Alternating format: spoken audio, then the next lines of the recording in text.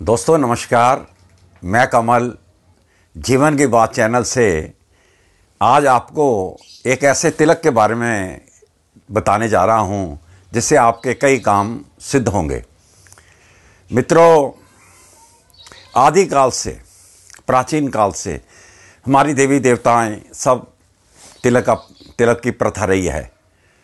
भगवान राम अयोध्या में, एक रामायण की पंक्ति है, चित्रकूट के घाट पर लगी संतन की भीड़, तुलसीदास चंदन घिसे तिलक करे रघुवीर।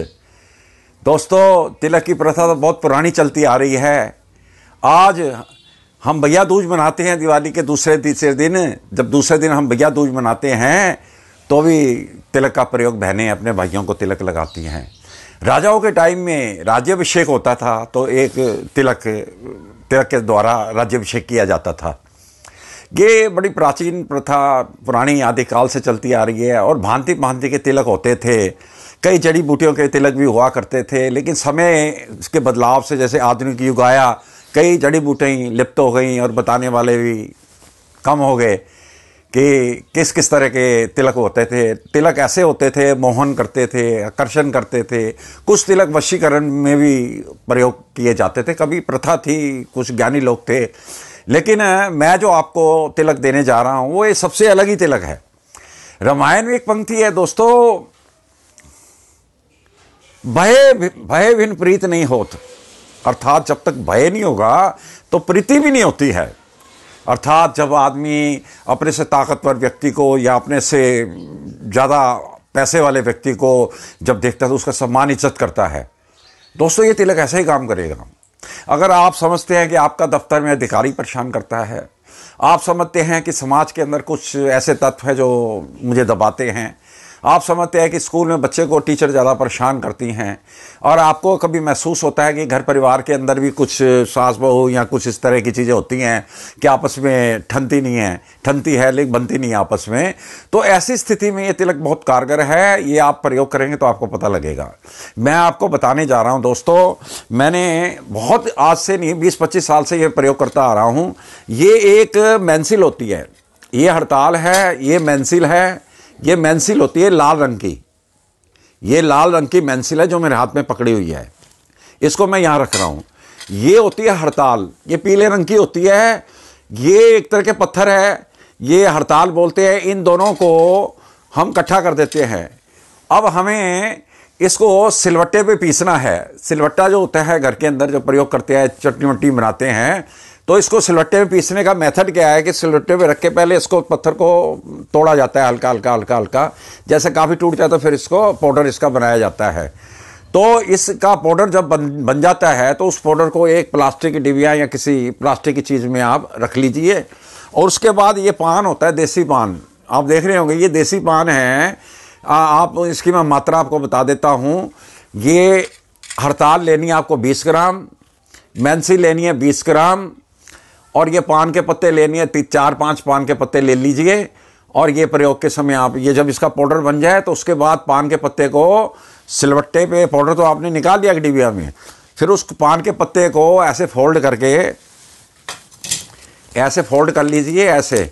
ऐसे फोल्ड करके 4-5 पत्ते उनको सिलवट्टे पे दबाइए ऐसे ऐसे।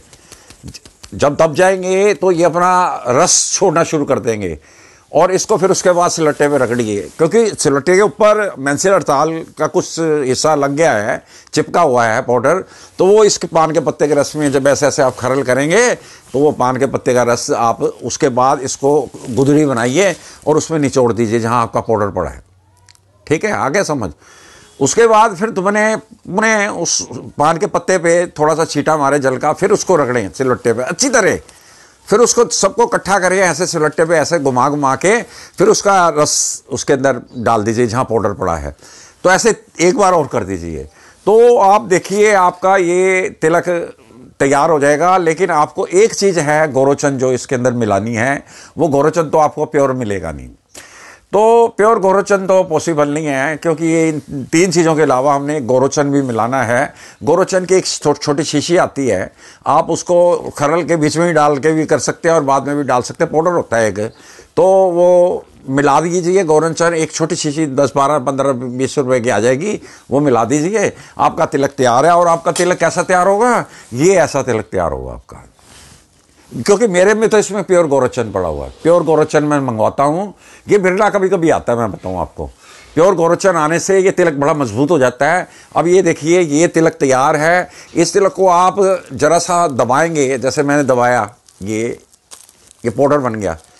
क्योंकि मैं तो इकट्ठा बनाता हूँ, किलो किलो, आधा आधा किलो बनाता हूँ, बहुत लोग लेते हैं मेरे से, और इससे काम तो सिद्ध होते ही हैं। अब इससे क्या काम होगा जो मैंने आपको बताए हैं। ये देखिए, ये बन गया, तिलक तैयार हो गया। अब इसको जरा सा आप खोलिए इसको, और खोलने के बाद आप इसको तिलक को लगा सकते हैं। इसमें जैसे आपको जब भी कोई दुविधा आए, परेशानी आए, तो आप इस तिलक को इस तरह लंबा लगाइए, 1.5-2 इंच, और आप अपने काम पे जाइए। अगर आपको दफ्तर में अधिकारी परेशान करता है, नहीं करेगा, आप लगातार 8-10 दिन लगाइए। अगर घर में सास बहू का कलेश है तो एक लगा ले, चाहे सास लगा ले बहू, तो कलेश खत्म हो जाएगा। इसी तरह समाज के अंदर बहुत लोग होते हैं, जैसे बिजनेस पर्पस है, पैसा नहीं देते, पेमेंट फंसी हुई है, कोर्ट कचहरी में ये पंगा पड़ जाता है, तो उस जगह पर ये सब तिलक ये काम आता है। तिलक लगा के आप जाइए। क्यों? रामायण में लिखा है, बिन भय प्रीति नहीं होत, अर्थात जब भय नहीं होगा तो प्रीति कहाँ से होगी? जब ये तिलक लगा होगा तो सामने वाले को कुछ भय आ जाएगा दिमाग में, तो वो आपके साथ सद्भावना करेगा, प्यार मोहब्बत के साथ बात करेगा, ये निसंदेह है। आप 5-7 दिन लगाइए, 11 दिन भी लगा सकते हैं, ज़्यादा दिन लगाने की आवश्यकता नहीं है। और आप तब लगाइए जब उस व्यक्ति के सामने जाना है, तो ये आपका काम सिद्ध होगा। ये कोई वशीकरण नहीं करता, ये कोई आकर्षण नहीं पैदा करता, ये कोई किसी तरह का कोई साइड इफेक्ट नहीं है। ये इससे एक ही काम होता है कि आपको जो भय, आप जिससे भय खाते हैं, वो आपसे कुछ भय हल्का सा खाने लगेगा। तो ये तिलक मैं तो प्योर गौरचन मिलाता हूँ, आप दूसरा आप प्रयोग करेंगे, काम तो वो भी करेगा, लेकिन ये प्योर गौरचन है, ये 100% काम करता है। वो 60-70% तो अच्छा काम करता है, इसमें 100% काम करता है ये। तो आप ये तिलक मेरे व्हाट्सएप पे भेजेंगे तो मैं आपको तिलक भी भेज दूंगा। इस तरह एक पुड़िया आपको आ जाएगी तिलक की, तो व्हाट्सएप आप कर दीजिए। बहनों भाइयों, मैं आपको ये जो तिलक का मैंने बताया है, ये आप फार्मूला नोट कर लीजिए, फिर मैं दोबारा एक बार बीट कर देता हूँ।